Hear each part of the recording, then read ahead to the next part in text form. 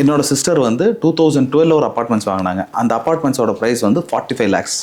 இன்றைக்கி 2020 last year அவங்க கேட்கும் போதுங்க 2024 அந்த இது சேல் பண்ணலான்னு கேட்கும் போது அதோட ப்ரைஸ் வந்து 60 lakhs. அப்போது 45 lakhsல இருந்த அப்பார்ட்மெண்ட்ஸு ஆஃப்டர் 12 years அதோட ப்ரைஸ் பார்த்தீங்கன்னா 15 lakhs தான்.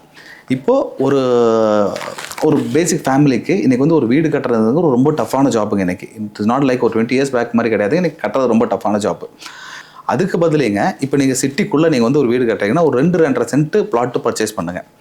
2-2.5 சென்ட்ஸுங்க நேரம் போட்டு ஒரு 40-50 lakhs வந்து அதோட ப்ரைஸ் வரும்.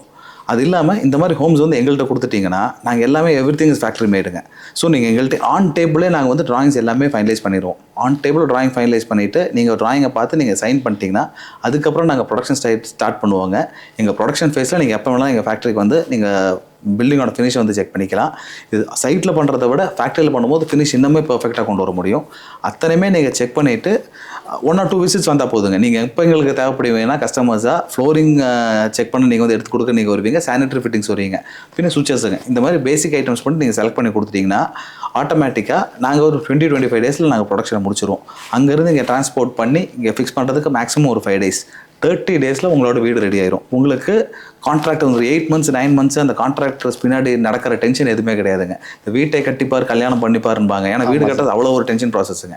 இப்போ இந்த மாடலில் எந்த ஒரு டென்ஷன் இல்லாமல் நீங்கள் ஈஸியாக ஒரு வீடை கட்டி முடிச்சிடலாம்.